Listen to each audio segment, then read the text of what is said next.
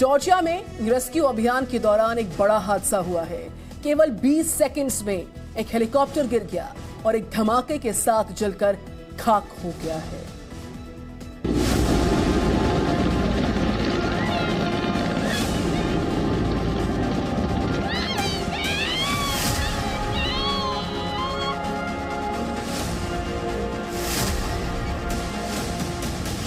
Oh, 20 second और सब कुछ खत्म।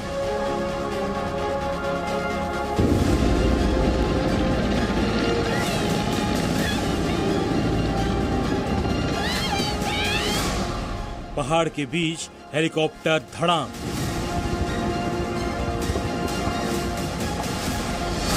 रेस्क्यू अभियान में हुआ हादसा।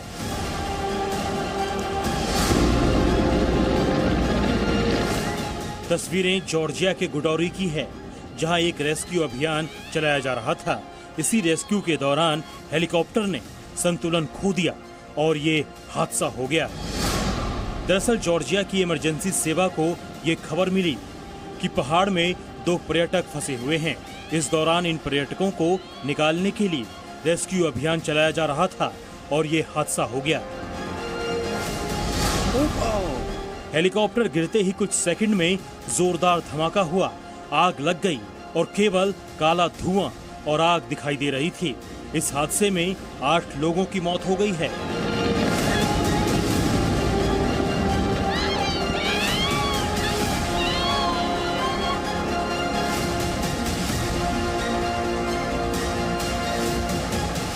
इस हादसे के बाद जॉर्जिया में एक दिन के लिए शोक घोषित किया गया और राष्ट्रीय झंडे को आधा झुका दिया गया है। आप इन तस्वीरों में देख सकते हैं कि राष्ट्रीय झंडा को झुकाया गया है। जॉर्जिया का गुडोरी इलाका सघन पहाड़ी वाला इलाका है। पर्यटकों के लिए ये पसंदीदा इलाका है और पैराग्लाइडिंग काफी होती है। यहाँ पहले भी ऐसे हादसे होते रहते हैं। 2019 में भी ऐसा ही एक हेलीकॉप्टर हादसा इस इलाके में हुआ था। ब्यूरो रिपोर्ट, जी मीडिया। संत कबीर की एक मशहूर दोहा है उनका, गुरु गोविंद दो खड़े काके लागू पाए, बलिहारी गुरु अपने गोविंद दियो बताए।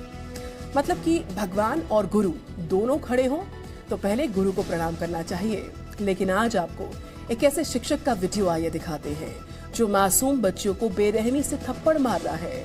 वीडियो रतलाम का बताया जा रहा। रतलाम का ही एक और वीडियो वायरल है जिसमें सीनियर छात्र अपने जूनियर्स को लाइन लगाकर थप्पड़ मार रहे हैं। देखिए इस खास रिपोर्ट को।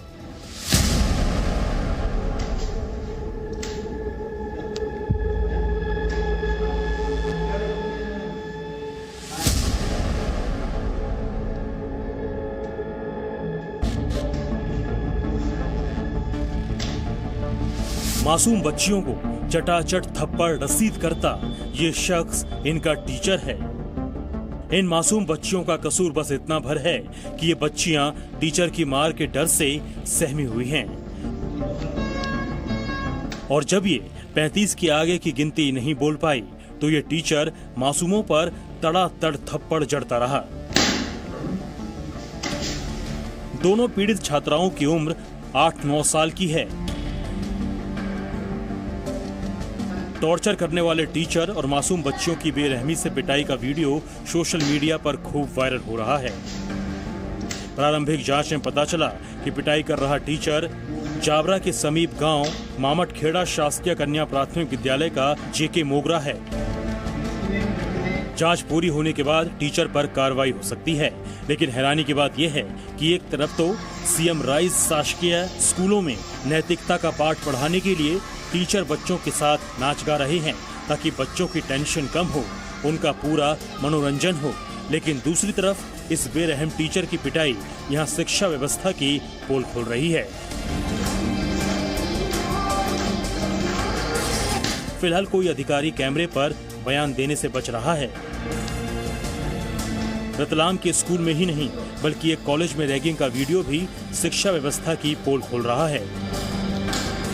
हालांकि जी मीडिया इस वीडियो की सत्यता की पुष्टि नहीं करता, लेकिन वीडियो में रैगिंग के नाम पर जूनियर छात्रों को लाइन लगाकर थप्पड़ जड़े जा रहे हैं। ब्यूरो रिपोर्ट, जी मीडिया। आपको बताएं, जोधपुर से खबर है, जहां पर एक व्यक्ति के पेट से 63 सिक्के निकाले गए हैं। आपको ये जानकर भले ही हैरानी हो, लेकिन ये सच है। दरअसल जोधपुर के एक युवक के पेट में दर्द उठा। शिकायत लेकर वो डॉक्टर के पास गया। डॉक्टर से इसकी जांच की तो मालूम चला कि पेट में सिक्के भरे हुए हैं। सर्जन ने इसके लिए एंडोस्कोपी प्रोसीजर किया और एक के बाद एक सिक्के निकाले गए। सारे गिनने पर इनकी संख्या 63 मिली है। जानकारी के अनुसार सिक्के निकलने वाला व्यक्ति मानसिक रूप से थोड़ा कमजोर है, हालांकि वो अब पूरी तरह से स्वस्थ है। पूरी टीम ने मिलकर करीब 3-4 घंटे चले इस ऑपरेशन में एंडोस्कोपी के माध्यम से स्पेसिफिक इंस्ट्रूमेंट्स यूज किए गए, जो कि रूट बास्केट और रेड टूथ फोर्सेप्स है, जिसमें बिना किसी आंतों में नुकसान के आमाशय से सारे सिक्कों को बाहर निकाल लिया गया और मरीज पूर्णतः स्वस्थ है। इस बीमारी को पीका नाम से जाना जाता है, जिसमें मरीज बिना खाने वाली या खाए नहीं वाली वस्तुओं का सेवन करता है। मरीज की हिस्ट्री में मानसिक रूप से कोई बीमारी को ग्रस्त हुआ बताया गया था और मरीज पूर्णतः स्वस्थ है और इसका इलाज निःशुल्क निरोगी राजस्थान योजना राजस्थान सरकार के द्वारा किया गया। और अब आपको एक वायरल वीडियो दिखाते हैं, जिसमें महिलाओं के 2 गुट में जमकर मारपीट हुई। दोनों गुट ने एक दूसरे पर ईंट फेंकी, लाठियों से हमले बोले।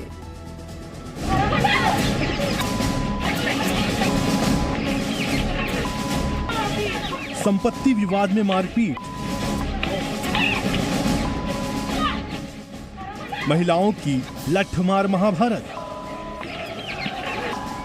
जमीन विवाद में महिलाओं का संग्राम। तस्वीरें यूपी के फतेहपुर की हैं। यहां महिलाओं के बीच पहले वाद विवाद हुआ, फिर लठमार संग्राम शुरू हो गया। शुरुआत में कुछ महिलाओं के बीच कहासुनी होती है। एक महिला जहां डंडे से हमला करती है, वहीं दूसरी पत्थर मारती है। इसके बाद बाकी महिलाओं के बीच विवाद और मारपीट बढ़ जाती है। थोड़ी देर में कई महिलाएं एक दूसरे पर ईंट और लाठी से हमला करने लगती हैं।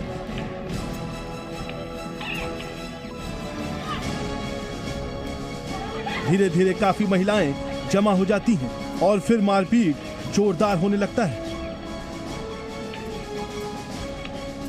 दरअसल दोनों पक्षों के बीच विवाद घर के बाहर के हिस्से पर कब्जे को लेकर शुरू हुआ था। वीडियो वायरल होने के बाद अब इस मामले में पुलिस भी जांच कर रही है। फतेहपुर से ब्यूरो रिपोर्ट, जी मीडिया।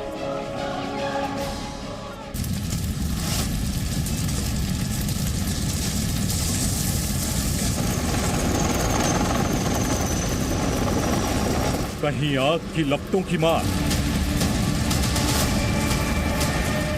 कहीं पानी ने मचाया हाहाकार।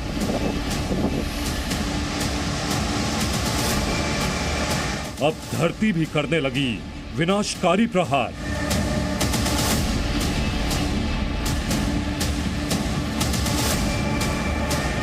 आसमान से बरसती आग से दुनिया की हालत खराब। प्रदूषण के जहर से पीली पड़ने लगी धरती।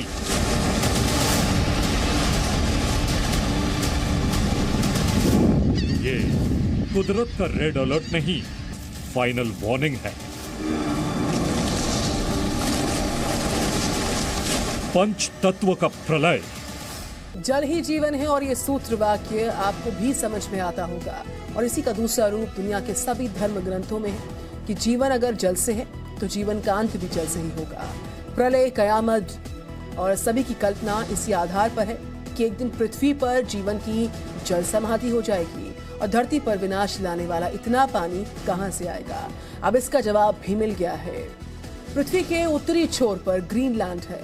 धरती का ये बर्फिस्तान अब धीरे धीरे पिघलकर पीने का पानी देता है, लेकिन अब उसी ग्रीनलैंड से धरती के डूबने का संकट पैदा हो गया है।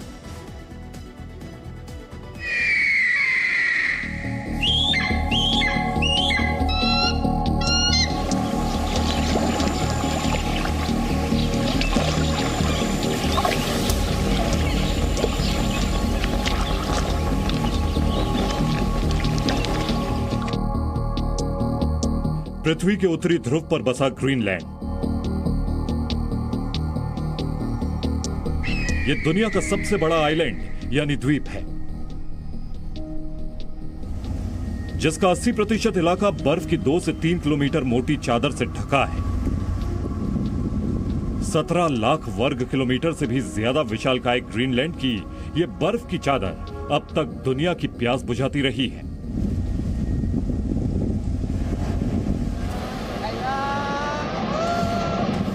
लेकिन अब यहीं से दुनिया के विनाश की चेतावनी आ रही है।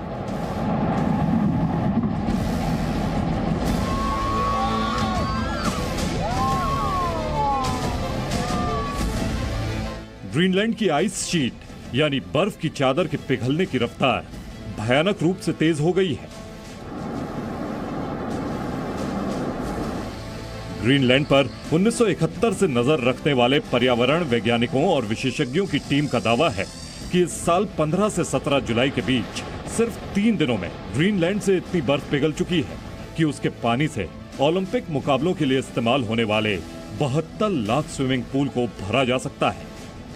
चिंता की बात यह है कि ग्रीनलैंड की आइस शीट की ऊपरी परत पिघल रही है और पिछले 20 साल में यह दर कई गुना बढ़ गई है। In the last 1,000 years, since the Viking ages until today, we only had one melt event that's detectable all over the Greenland ice sheet, and that was in 1887. Until year 2000. And since year 2000, we had 4. So, I mean, just that little piece of statistics just tells you, okay, we have an increasing problem, because right now the temperatures are going up and it's not a big deal whether it's -4 or -5. But once it hits melting, it really becomes significant. Greenland में बर्फ की चादर के पिघलने की रफ्तार कितनी भयानक है, इसका अंदाजा आप अमेरिका की अंतरिक्ष एजेंसी नासा की इस रिपोर्ट से लगा सकते हैं कि साल 2000 से 2021 के बीच अकेले ग्रीनलैंड की आइस शीट पिघलने की वजह से समंदर का जल स्तर हर साल 0.8 मिलीमीटर बढ़ता जा रहा है। इस दौरान ग्रीनलैंड के ग्लेशियर से 280 गीगाटन यानी 28,000 अरब टन बर्फ पिघल गई। 1 टन बर्फ पिघलने से 1,000 लीटर पानी बनता है। इस हिसाब से ग्रीनलैंड के बर्फ की चादर पिघलने से 2 करोड़ 80 लाख अरब लीटर पानी समंदर में आ गया। पूरी दुनिया में जितनी रफ्तार से गर्मी बढ़ रही है, उससे यह खतरा भी पैदा हो गया है कि कहीं आने वाले 100-150 साल में ग्रीनलैंड की बर्फ की पूरी चादर ही न पिघल जाए। अगर ऐसा हुआ तो ग्रीनलैंड की आइस शीट से 28,50,000 घन किलोमीटर बर्फ पिघलने से जितना पानी निकलेगा, उससे समंदर का जल स्तर 24 फीट तक बढ़ जाएगा। ऐसा होने पर न्यूयॉर्क से लेकर ढाका तक, मुंबई से चेन्नई तक, हांगकांग से लेकर टोक्यो तक समंदर के किनारे बसे 1500 से ज्यादा शहरों का वजूद मिट सकता है। और यह खतरा कोई दूर की कौड़ी नहीं है। पूरी दुनिया मान चुकी है कि ग्लोबल वार्मिंग की वजह से धरती का औसत तापमान 2050 तक कम से कम 1.5 डिग्री सेल्सियस बढ़ जाएगा। तापमान में इतनी बढ़ोतरी ग्रीनलैंड की आइस शीट को पिघालने और पूरी दुनिया में तबाही लाने के लिए काफी है। It's been well known for quite a while that if you have an increased greenhouse effect, it's going to have a much higher impact in the Arctic areas, both north and south, than at the equator. Because up here, the back radiation to space means a whole lot more than it does at the equator. And therefore, we can expect a 1.5 degrees warming will be 6 degrees up here. And that makes a lot. This ice sheet was like a healthy bank balance. You know, the snow falling on the top of it was equaled by the melt and the iceberg carving at the edges. But over the last 2 decades, it's a bank balance that's gone seriously into the deficit. We've heard a lot about these things, but effectively what it means is the ice sheet is losing mass, and it's now become the largest contributor to global sea level rise.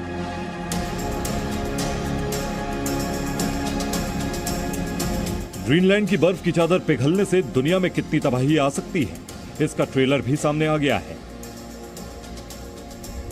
America के Louisiana राज्य में समंदर का जल स्तर बढ़ने का पहला सबूत सामने आ चुका है। यहां 1 दशक पहले तक समंदर में 15 टापू हुआ करते थे। विलुप्त होने की कगार पर पहुंचे ब्राउन पेलिकन प्रजाति के परिंदों के प्रजनन के लिए सुरक्षित घोषित किया गया था। अब उन 15 टापुओं में से सिर्फ 6 बचे हैं। बाकी टापुओं की समंदर का जल स्तर बढ़ने से जल समाधि हो चुकी है। I believe that around 2010, there were 15 islands that were used by pelicans, and now we're down to about 6. We are ground zero for looking at the effects of sea level rise, because the coast is sinking at the same time sea levels are going up. Brown pelicans समंदर के किनारे ही रहते हैं और समंदर की मछलियों का शिकार करके जीते हैं। अमेरिका में इनकी संख्या मुश्किल से 1.5 लाख बची है और अब जितनी तेजी से इन परिंदों को पनाह देने वाले टापू डूब रहे हैं, उससे लगता है कि बहुत जल्द ये भी डायनासोर की तरह सिर्फ यादों और किताबों में ही बचेंगे।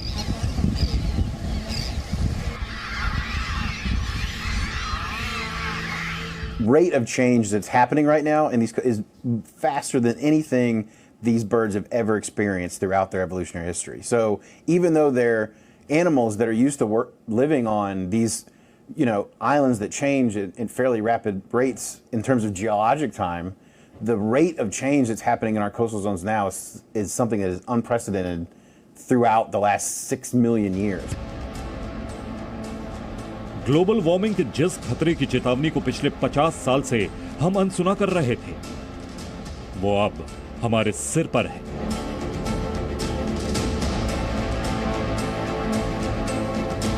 कम ऊंचाई वाले टापुओं के डूबने से शुरुआत हो चुकी है। आज परिंदों के आशियानों की जल समाधि हो रही है और अगर ग्लेशियर पिघलने और समंदर का जल स्तर बढ़ने का दौर नहीं थमा, तो अगली बारी उन शहरों के डूबने की है जो समंदर के किनारे बसे हैं। ब्यूरो रिपोर्ट, जी मीडिया। तो जल प्रलय का खतरा दो तरफा खतरा है। ग्लेशियर्स का पानी समंदर के रास्ते धरती को डुबोने आ रहा है, तो आसमान से भी अब पानी की जगह आफत ही बरस रही है। और इस वक्त पूरी दुनिया में बारिश का जो पैटर्न है वो बदल चुका है। बादलों से अब सामान्य बारिश नहीं हो रही है, या तो बादल फट रहे हैं या फिर टोरेंशियल रेन यानी कि मूसलाधार बरसात कहर बरपा रही है। भारत से अमेरिका तक एक ही जैसा हाल है।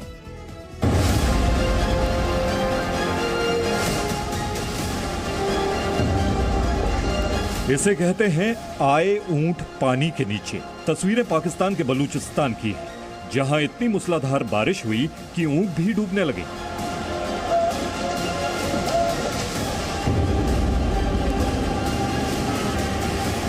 बलूचिस्तान में आई बाढ़ से 4 दिन पहले पाकिस्तान का सिंध प्रांत भी ऐसे ही घनघोर बारिश का कहर झेल चुका है। सारा हमारा फर्नीचर सब खराब हो गया। हमारे बच्चों के कपड़े बनाने के लिए भी नहीं है। ये पानी निकाल के थक गए। पूरी रात बच्चों ने कुछ खाया नहीं है। पानी के अंदर ऐसे ये दीवारों के ऊपर चढ़ के बैठे हुए, इस तरीके से पूरा घर का सामान खराब हो गया है। सिंध प्रांत भी उसी थार के रेगिस्तान में है, जिसका पूर्वी छोर भारत के राजस्थान में है। और राजस्थान भी मूसलाधार बारिश और बाढ़ की मार से बेहाल है। लोगों के घर तालाब और सड़कें दरिया बन चुकी हैं।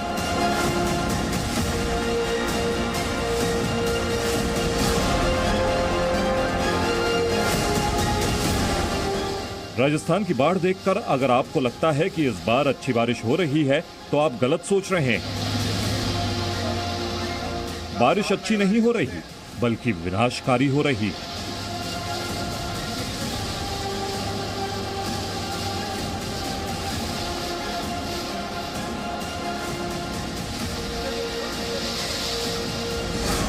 कहीं मूसलाधार तो कहीं सूखे के आसार। भारत के मौसम विभाग के इस नक्शे को देखिए। हल्के नीले रंग वाला इलाका वो है जहां 1 जून से 29 जुलाई तक सामान्य से 59% तक ज्यादा बारिश हुई, जबकि लाल रंग उन राज्यों का है जहां सामान्य से 59% तक कम बारिश हुई। क्लाइमेट चेंज का असर देखने को मिल रहा है, वो ये है कि कुछ इलाकों में तो मूसलाधार बारिश होती है और कुछ इलाके पूरी तरह शुष्क रहते हैं और मानसून का पैटर्न भी बदल रहा है, क्योंकि पहले जो लगातार बारिश हुआ करती थी, 3-4 दिन तक ड्रिजल होती थी और जो वही अमाउंट यानी कि जो 3-4 दिनों में जो बारिश हुआ करती थी वो अब केवल 3 या 4 घंटे में या 5 घंटे में हो जाती है और काफ़ी तेज़ वेदर एक्टिविटी होती है, जिससे कि किसानों को फ़ायदा नहीं होता और जो रिचार्ज है, ग्राउंड वाटर रिचार्ज भी नहीं हो पाता और बारिश का पानी ऐसे ही बह जाता है और वेस्ट हो जाता है।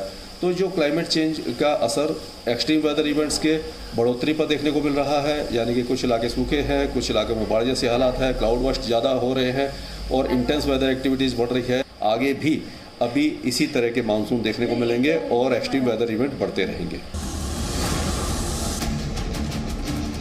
बर्बादी की बारिश का खेल पूरी दुनिया में चल रहा है। ये तस्वीरें संयुक्त अरब अमीरात की हैं। रेगिस्तानी इलाका है जहां पूरे इलाके में औसतन 300 मिलीमीटर बारिश ही होती है, लेकिन इस बार सिर्फ 48 घंटों में यूएई के फुजैरा इलाके में 255 मिलीमीटर से ज्यादा बारिश हुई और पानी के लिए तरसने वाले यूएई के शहर पानी में डूब गए। मूसलाधार बारिश के बाद पैदा हुए फ्लैश फ्लड यानी अचानक आई बाढ़ से सामना अमेरिका के भी कई राज्यों का हुआ। यहाँ केंटकी और मिसौरी में इतनी बारिश एक झटके में हुई कि लोगों को घर से सुरक्षित बाहर निकालने के लिए भी नाव भेजनी पड़ी।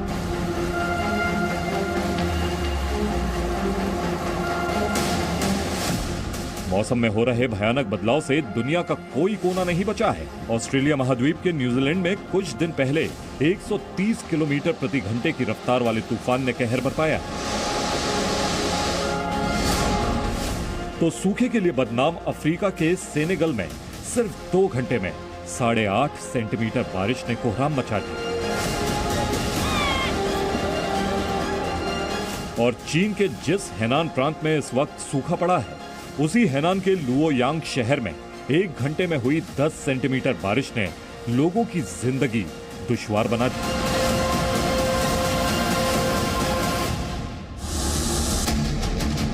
पानी की ये मार हम पर कितनी भारी पड़ रही है, इसका बहुत से लोगों को अंदाजा भी नहीं होगा। साल दर साल मूसलाधार बारिश और तूफान की रफ्तार बढ़ रही है और उतनी ही रफ्तार से दुनिया में बर्बादी भी बढ़ती जा रही है। विश्व मौसम संगठन की ओर से पिछले साल एक रिपोर्ट जारी की गई, जिससे पता चला कि 1970 से 2019 के बीच दुनिया भर में बाढ़ और तूफान की 11,000 से ज्यादा बड़ी घटनाएं रिकॉर्ड की गई हैं। इन घटनाओं में 20 लाख से ज्यादा लोगों की मौत हो गई, जबकि 3.64 ट्रिलियन यानी 3,60,000 करोड़ डॉलर की संपत्ति बर्बाद हो गई। विश्व मौसम संगठन की उसी रिपोर्ट में बताया गया था कि बारिश और तूफान की अब समय से जानकारी मिल जाती है, जिसकी वजह से मौतें तो कम हो रही हैं, लेकिन बारिश और तूफान की तीव्रता लगातार बढ़ रही है और उससे होने वाली बर्बादी का ग्राफ भी बढ़ता जा रहा है। ब्यूरो रिपोर्ट, जी मीडिया। तो घनघोर बारिश और भयानक तूफान का सीधा संबंध है तापमान के साथ। आसमान से एक साथ आफत और आंच दोनों बरस रही है। अमेरिका और यूरोप के देशों में प्रचंड गर्मी ने सारे रिकॉर्ड्स तोड़े हैं। आसमान से बरस रही आग वैसे तो नजर नहीं आती है, सिर्फ महसूस होती है, लेकिन अब वो आग अमेरिका और यूरोप में दावानल बनकर नजर आ रही है।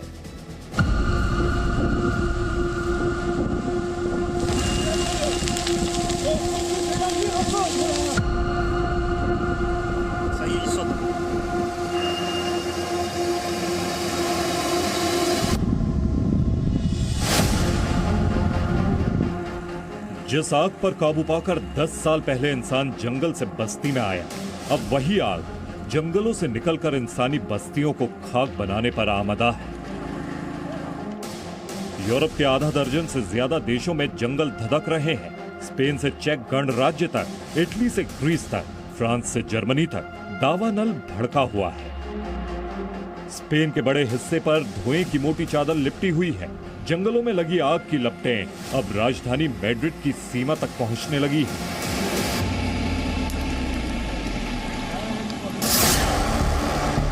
कुछ ऐसा ही हाल जर्मनी का भी है। वहां भी आग जंगल से इंसानी बस्तियों की तरफ हवा बोल रही है।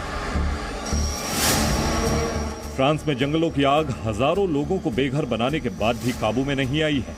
अब खतरा यह है कि कहीं गैस पाइपलाइन भी आग की चपेट में ना आ जाए। ग्रीस की आग भी अब जंगलों को जलाने के बाद लोगों के घर तक पहुंच गई है। और परेशानी ये है कि इससे निपटने का कोई तरीका यूरोप की सरकारों के पास नहीं है। जमीन से आसमान तक पानी की धार के सहारे आग बुझाने की कोशिश हो रही है। जंगलों में लगी ये आग भी जलवायु परिवर्तन की देन है। यूरोप में रिकॉर्ड तोड़ गर्मी ने जंगलों की घास और झाड़ियों को सुखाया और इंसानों की फेंकी लापरवाही की चिंगारियों ने देखते ही देखते अग्नि तांडव का रूप ले लिया। और ये जो पूरा आप देख रहे हैं यूरोप में जो इतनी गर्मी है, पिछले 1880 से आप देखिए कि हर डिकेड में जो टेम्परेचर था मदर अर्थ का 0.08 सेंटीग्रेड बढ़ जाता था। लेकिन 1980 से ये हो रहा है कि ये टेम्परेचर दुगने से ज़्यादा बढ़ रहा है। अब गर्मी ज़्यादा होगी तो जाहिर सी बात है बर्फ़ पिघलेगा तो जाहिर सी बात है उससे बाढ़ आएगी।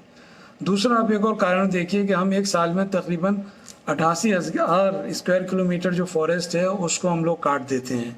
पिछले 300 साल में तकरीबन 85% जो हमारी वेटलैंड्स हैं वो ख़त्म हो गए हैं। 1970 से आप देखिए कि तकरीबन 60% हमारी जो वाइल्ड पॉपुलेशन है, वाइल्ड लाइफ है, वो कम हो गई है। इसी प्रकार से जो टेम्परेचर इंक्रीज़ हुआ है तो अब जाहिर सी बात है जो हमारे जंगल हैं, जंगलों में तापमान बढ़ने के कारण जब पत्तियां आपस में घर्षित करती हैं तो आग लग जाती है। अब इनको रोकने का उपाय ये है कि हम लोगों को जो कुछ ऐसे मेजर्स हैं जो हम ले सकते हैं कि क्लीनिंग करें, फायर कंट्रोल के मेथड्स होते हैं फॉरेस्ट को पूरे वेल डिफाइंड है, इंडिया में पॉलिसी है इसके ऊपर, तो उन चीज़ों का हम यूज़ करें और हम फायर से बच सकते हैं। पिछले 60 साल से जंगलों की आग झेल रहे अमेरिका के पश्चिमी तट पर बसे कैलिफोर्निया, एरिजोना और टेक्सास में इस साल भी लपटों की विनाश लीला जारी है। ग्लोबल वार्मिंग के लिए डीजल पेट्रोल वाली गाड़ियों के प्रदूषण पर चिंता जताने वालों के लिए भी ये आग बड़ी चुनौती बनी हुई है। जंगलों की आग से जो कार्बन डाइऑक्साइड और दूसरी जहरीली गैसें निकल रही हैं, उसके ख्याल से ही रूह कांपने लगी है। जंगलों में लगी इस आग के नुकसान का अंदाजा बड़े बड़े वैज्ञानिक भी नहीं लगा पा रहे, क्योंकि नुकसान सिर्फ पेड़ पौधों के राख होने तक सीमित नहीं है। जंगल में लगी आग से उसमें रहने वाले छोटे बड़े जानवरों की सैकड़ों नस्ल का वजूद मिट जाने का खतरा है। जंगलों की आग की वजह से फसलों के उत्पादन पर भी बुरा असर पड़ा है और अमेरिका में तो बीमा कंपनियों ने कई राज्यों में फसल बीमा का प्रीमियम भी 4 गुना बढ़ा दिया है। जंगलों की आग से निकलने वाली राख और धुआं लोगों को गंभीर रूप से बीमार बना रहा है। 2015 में इंडोनेशिया के जंगलों में लगी आग के बाद रिसर्च से पता चला कि वहां 1 लाख शिशुओं की मौत की वजह जंगल की आग से पैदा हुआ प्रदूषण ही था। अमेरिकी संसद की एक रिपोर्ट में बताया गया कि 2017 से 2021 के बीच 5 साल में करीब 4 करोड़ एकड़ जंगल आग से राख हो गए।